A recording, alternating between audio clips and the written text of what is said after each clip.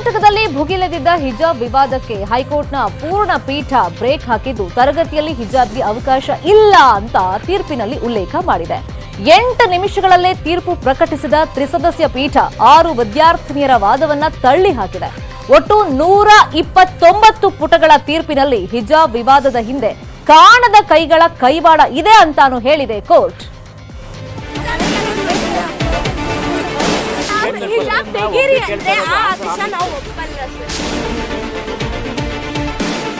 ಹಿಜಾಬ್ ನಮ್ದು part of life. ನಮ್ ರೈಟ್ ಸರ್, ನಾವ್ ಯಾವತ್ತೂ ಬಿಡಲ್ಲ, ಯಾವುದೇ ಕಾರಣಕ್ಕೂ ನಾವು ಬಿಡಲ್ಲ. ಹಿಜಾಬ್ ಇಸ್ಲಾಂ ಧರ್ಮದ ಅತ್ಯಗತ್ಯ ಭಾಗವಲ್ಲ.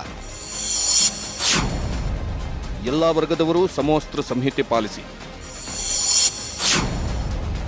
ಹೈಕೋರ್ಟ್ ತ್ರಿಸದಸ್ಯ ಪೀಠದ ಮಹತ್ವದ ಆದೇಶ.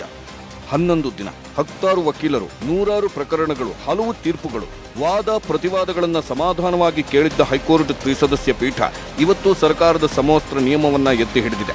ಹಿಜಾಬ್ ಬೇಕು ಅಂತ ಪಟ್ಟು ಹಿಡಿದಿದ್ದ 6 ವಿದ್ಯಾರ್ಥಿನಿಯರ ವಾದವನ್ನ ತಳ್ಳಿ ಹಾಕಿ ತರಗತಿಗಳಲ್ಲಿ ಹಿಜಾಬ್ ಧರಿಸುವಂತಿಲ್ಲ ಅಂತ ತೀರ್ಪು ನೀಡಿದೆ. ತರಗತಿಯಲ್ಲಿ ಸಮವಸ್ತ್ರವೇ ಕಡ್ಡಾಯ, ಯಾವುದೇ ಧಾರ್ಮಿಕ ಉಡುಪಿಗೆ ಅವಕಾಶವಿಲ್ಲ ಎಂದು ತೀರ್ಪು ನೀಡಿದೆ.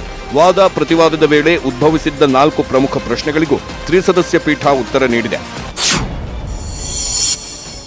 ಹಿಜಾಬ್ ಬಿಡಿ, ಸಮವಸ್ತ್ರ ತೊಡಿ. ಪ್ರಶ್ನೆ 1, ಹಿಜಾಬ್ ಧಾರಣೆ ಇಸ್ಲಾಂನ ಕಡ್ಡಾಯ ಧಾರ್ಮಿಕ ಆಚರಣೆಯೇ? ಉತ್ತರ, ಇಸ್ಲಾಂ ಪ್ರಕಾರ ಮಹಿಳೆಯರು ಹಿಜಾಬ್ ಧರಿಸಲೇಬೇಕಂತಿಲ್ಲ.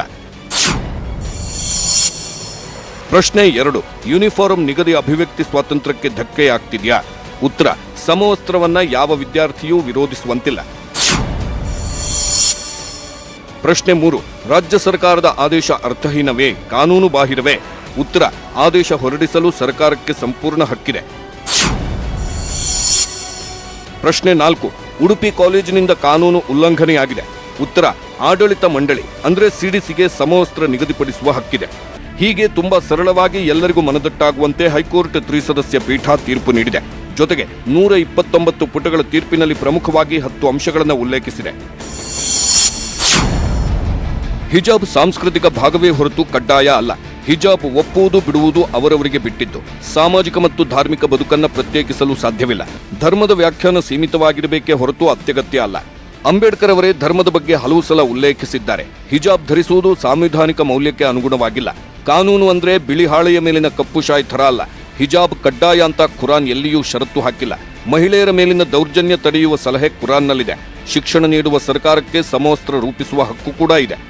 ಈ 10 ಅಂಶಗಳ ಜೊತೆ ವಿದ್ಯಾರ್ಥಿಗಳು ಕಾಲೇಜು ನಿಯಮಗಳನ್ನು ಪಾಲಿಸ್ತೀವಿ ಅಂತ ಬರೆದುಕೊಟ್ಟಿದ್ದು, ಹಲವು ಕಾರ್ಯಕ್ರಮಗಳಲ್ಲಿ ಹಿಜಾಬ್ ಧರಿಸದೆ ಭಾಗಿಯಾಗಿದ್ದಕ್ಕೆ ಕೊಟ್ಟ ಸಾಕ್ಷಿಗಳು ತೀರ್ಪಿನಲ್ಲಿ ಉಲ್ಲೇಖಿಸಿದೆ.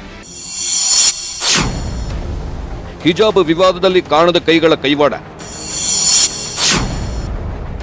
ವರದಿ ಕೊಡಲು ಸರ್ಕಾರಕ್ಕೆ ಹೈಕೋರ್ಟ್ ಸೂಚನೆ. ಉಡುಪಿಯಲ್ಲಿ ಅದರಲ್ಲೂ ಕೇವಲ 6 ವಿದ್ಯಾರ್ಥಿನಿಯರು ಹಿಜಾಬ್ಗೆ ಪಟ್ಟು ಹಿಡಿದಿದ್ಯಾಕೆ ಅನ್ನೋದು ದೊಡ್ಡ ಪ್ರಶ್ನೆ ಆಗಿತ್ತು. ಸರ್ಕಾರ, ಶಿಕ್ಷಣ ಮಂಡಳಿ, ಪೊಲೀಸ್ ಇಲಾಖೆ 16 ದಾಖಲೆಗಳನ್ನು ಹೈಕೋರ್ಟ್ಗೆ ನೀಡಿತ್ತು. ತೀರ್ಪು ಪ್ರಕಟಿಸಿದ ಹೈಕೋರ್ಟ್ ತ್ರಿಸದಸ್ಯ ಪೀಠ ಕಾಣದ ಕೈಗಳ ಕೈವಾಡ ಇದೆ ಅಂತ ತೀರ್ಪಿನಲ್ಲಿ ಉಲ್ಲೇಖಿಸಿದೆ. ಡ್ರೆಸ್ ಕೋಡ್ ಬಗ್ಗೆ 2004ರಿಂದ ವಿವಾದ ಇರಲಿಲ್ಲ. ಅಷ್ಟಮಠ ಸಂಪ್ರದಾಯಗಳಲ್ಲಿ ಮುಸ್ಲಿಮರೂ ಭಾಗಿ. ಹೀಗಿದ್ದಾಗ ಹಿಜಾಬ್ ವಿವಾದ ಭುಗಿಲೆದ್ದಿದ್ದು ಹೇಗೆ? ಶೈಕ್ಷಣಿಕ ವರ್ಷದ ಮಧ್ಯದಲ್ಲಿ ಹೇಗೆ ಉಲ್ಬಣವಾಯಿತು? ಇಂತಹ ದಿಢೀರ್ ಬೆಳವಣಿಗೆ ದೇಶಕ್ಕೆ ಕಳವಳಕಾರಿ. ಕಾಣದ ಕೈಗಳಿಂದ ಸಾಮಾಜಿಕ ಸ್ವಾಸ್ಥ್ಯ ಕೆಡಿಸುವ ಯತ್ನ. ಇಲ್ಲಿವರೆಗೂ ಆಗಿರುವ ಪೊಲೀಸರ ತನಿಖೆ ಬಗ್ಗೆ ಮಾತಾಡಲ್ಲ. ಆದರೆ ವೇಗವಾದ ಪರಿಣಾಮಕಾರಿ ತನಿಖೆಯ ನಿರೀಕ್ಷೆ ಇದೆ. ಹೈಕೋರ್ಟ್ ತ್ರಿಸದಸ್ಯ ಪೀಠ ಹಿಜಾಬ್ ಕಡ್ಡಾಯವಲ್ಲ, ಹಿಜಾಬ್ ಕುರಿತು ಇಸ್ಲಾಂ ಧರ್ಮದ ಭಾಗವಲ್ಲ ಅಂತ ಸ್ಪಷ್ಟವಾಗಿ ಹೇಳಿದೆ.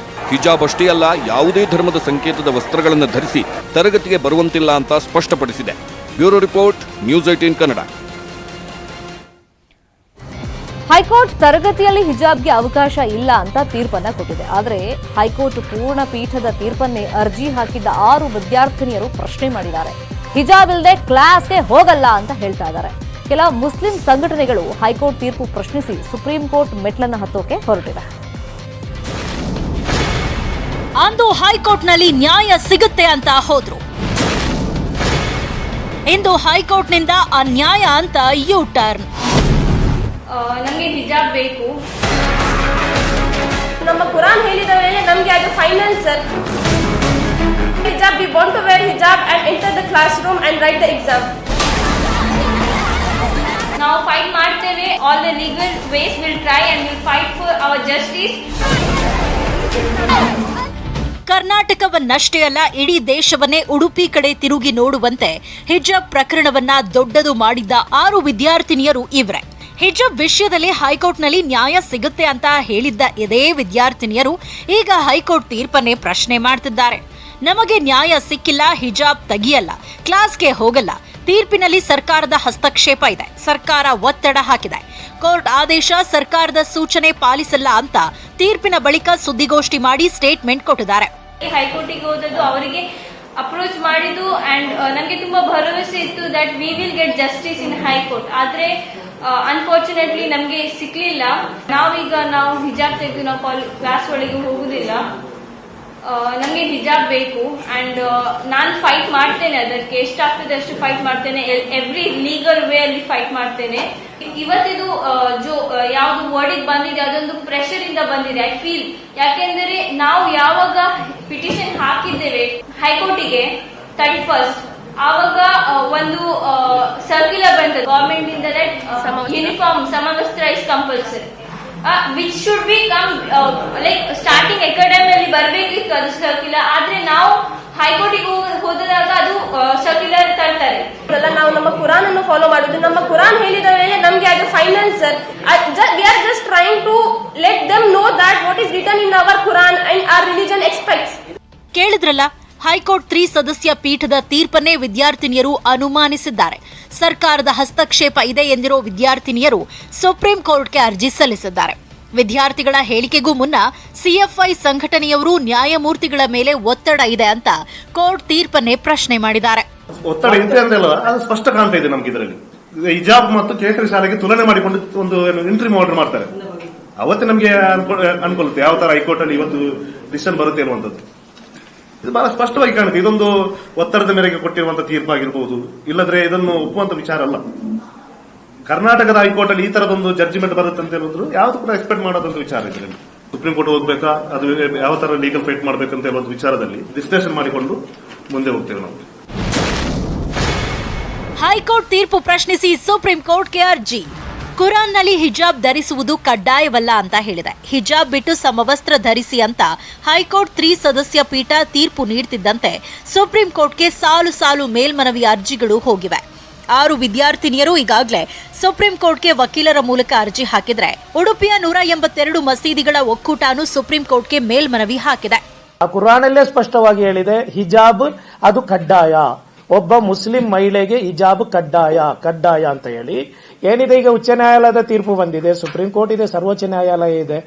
ಅಲ್ಲೂ ಹೇಗೆ ಮಂಡಿಸಬಹುದು ಎಂಬ ಈಗಾಗಲೇ ಚರ್ಚೆ ಮಾಡಿದ್ದಾರೆ. ಮುಸ್ಲಿಂ ಸಮುದಾಯದ ಉಲಮಾಗಳು ಚರ್ಚೆ ಮಾಡಿದ್ದಾರೆ. ಅದೇ ರೀತಿಯಲ್ಲಿ ಮುಸ್ಲಿಂ ಸಮುದಾಯದ ನಮ್ಮ ಎಲ್ಲ ನಾಯಕರು ಕೂಡ ಸೇರಿ ಚರ್ಚೆ ಮಾಡಿದ್ದಾರೆ. ಧರ್ಮಕ್ಕೆ ಅಡಚಣೆ ಇಲ್ಲ ಅನ್ನಕ್ಕಂತ ಅಭಿಪ್ರಾಯವನ್ನ ವ್ಯಕ್ತಪಡಿಸಿದ್ದಾರೆ. ಇದರ ಮೇಲೆ ಸುಪ್ರೀಂ ಕೋರ್ಟಿಗೆ ಹೋಗ್ತಕ್ಕಂಥದ್ದಕ್ಕೆ ಇವತ್ತು ಸಮಾಜದ ಮುಖಂಡರು ತೀರ್ಮಾನ ತಗೋತಾ ಇದ್ದಾರೆ. ಹೈಕೋರ್ಟ್ 3 ಸದಸ್ಯ ಪೀಠದ ತೀರ್ಪನ್ನ ಪ್ರಶ್ನಿಸುವ ಹಕ್ಕು ಎಲ್ರಿಗೂ ಇದೆ, ಕಾನೂನಿನಲ್ಲಿ ಅವಕಾಶನೂ ಇದೆ. ಆದ್ರೆ ಒತ್ತಡಕ್ಕೆ ಮಣಿದು ಹೈಕೋರ್ಟ್ ತೀರ್ಪು ನೀಡಿದೆ ಅನ್ನೋದು ಎಷ್ಟು ಸರಿ ಅನ್ನೋದು ಈಗಿರುವ ಪ್ರಶ್ನೆ. ಅಂದಹಾಗೆ ಫೆಬ್ರವರಿ 11ಕ್ಕೆ ಹೈಕೋರ್ಟ್ ಮಧ್ಯಂತರ ಆದೇಶ ಪ್ರಶ್ನಿಸಿ ಸುಪ್ರೀಂ ಕೋರ್ಟ್ಗೆ ಅರ್ಜಿ ಹಾಕಿದ್ರು. ಆಗ್ಲೂ ವಿಷಯ ದೊಡ್ಡದು ಮಾಡದಂತೆ ಸಮವಸ್ತ್ರ ನಿಯಮ ಪಾಲಿಸುವಂತೆ ಸೂಚಿಸಿತ್ತು. ಈಗ ಮತ್ತೆ ಸುಪ್ರೀಂ ಕದ ತಟ್ಟಿದ್ದಾರೆ. ನೋಡೋಣ ಮುಂದೆ ಏನಾಗುತ್ತೆ ಅಂತ. Bureau report, news 18 Kannada. ಇನ್ನು ಹಿಜಾಬ್ ತೀರ್ಪಿನ ಬಗ್ಗೆ ರಾಜ್ಯ ರಾಜಕಾರಣಿಗಳು ಏನೇನು ಸ್ಟೇಟ್ಮೆಂಟ್ ಕೊಟ್ಟಿದ್ದಾರೆ ನೋಡೋಣ. ಈ ಸದಸ್ಯ ಪೀಠ ಉಚ್ಚ ನ್ಯಾಯಾಲಯದ ಏನು ತೀರ್ಪು ಕೊಟ್ಟಿದೆ ನಾವೆಲ್ಲರೂ ಕೂಡ ಇದನ್ನ ಪಾಲಿಸಬೇಕು. ಅನುಷ್ಠಾನಗೊಳಿಸುವಂತಹ ಸಂದರ್ಭದಲ್ಲಿ ಎಲ್ಲರೂ ಕೂಡ ಸಹಕಾರವನ್ನ ಮಾಡಬೇಕು, ಶಾಂತಿಯನ್ನ ಕಾಪಾಡಬೇಕು. ಭಾರತದ ಸಂವಿಧಾನದಲ್ಲಿ ನಂಬಿಕೆ ಇರುವಂತಹ ಎಲ್ಲರೂ ರಾಜ್ಯ ಉಚ್ಚ ನ್ಯಾಯಾಲಯದ ತೀರ್ಪನ್ನ ಗೌರವಿಸಬೇಕು. ಈ ವಿಷಯವನ್ನ ಇನ್ನು ಮುಂದೆ ಅನಗತ್ಯವಾಗಿ ವಿವಾದ ಮಾಡದೆ ಧರ್ಮ ನಿರಪೇಕ್ಷಿತವಾಗಿ ನಾವೆಲ್ಲರೂ ಸ್ವಾಗತಿಸಬೇಕೆಂದು ಸಾರ್ವಜನಿಕರಲ್ಲಿ ನಾನು ಪ್ರಾರ್ಥನೆಯನ್ನು ಮಾಡ್ತೇನೆ. ಸರ್ಕಾರದ ಏನು ಸೂಚನೆ ಶಿಕ್ಷಣ ಸಂಸ್ಥೆಗಳಿಗಿತ್ತು ಅದರ ಪರವಾಗಿ ತೀರ್ಪು ಬಂದಿದೆ ಅನ್ನುವಂಥ ಸಂತೋಷ ನನಗಾಗಿದೆ. ದೇಶ ವಿದೇಶಗಳು ಬಹಳ ಗಮನಿಸ್ತಾ ಇದ್ದು ಕರ್ನಾಟಕ ಘನ ನ್ಯಾಯಾಲಯಕ್ಕೆ ನಾನು ಅಭಿನಂದನೆಗಳನ್ನು ಸಲ್ಲಿಸ್ತೇನೆ.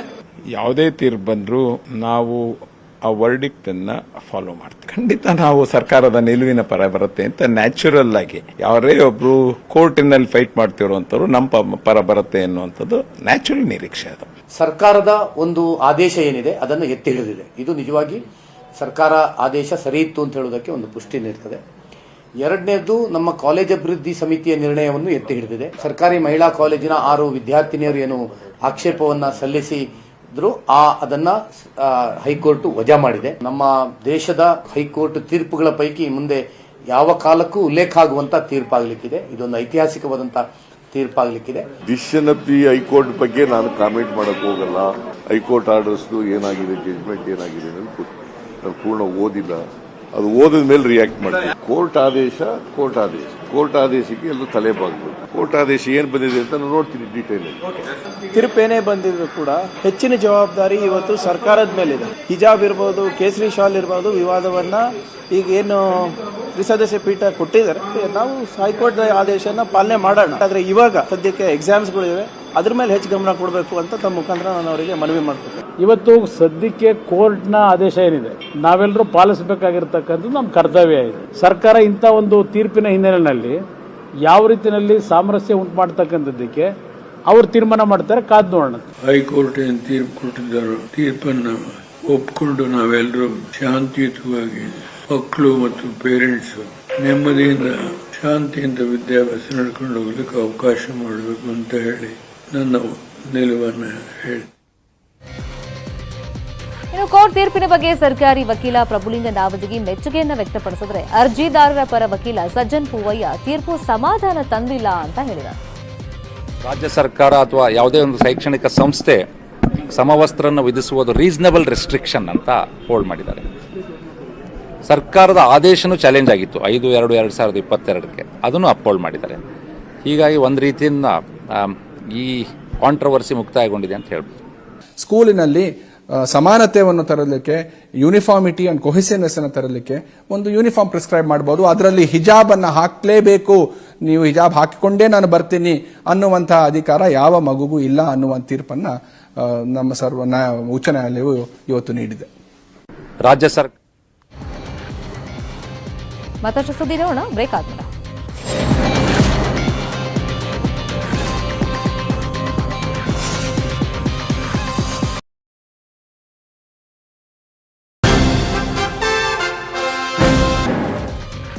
Welcome back. ದೂರದ ಉಕ್ರೇನ್ನಲ್ಲಿ ಮೃತಪಟ್ಟಿರುವಂತಹ ನವೀನ್ ಮೃತದೇಹ ಹಸ್ತಾಂತರಕ್ಕೆ ಕಾನೂನು ಪ್ರಕ್ರಿಯೆಗಳಿಗೆ ಈಗ ಚಾಲನೆ ಸಿಕ್ಕಿದೆ.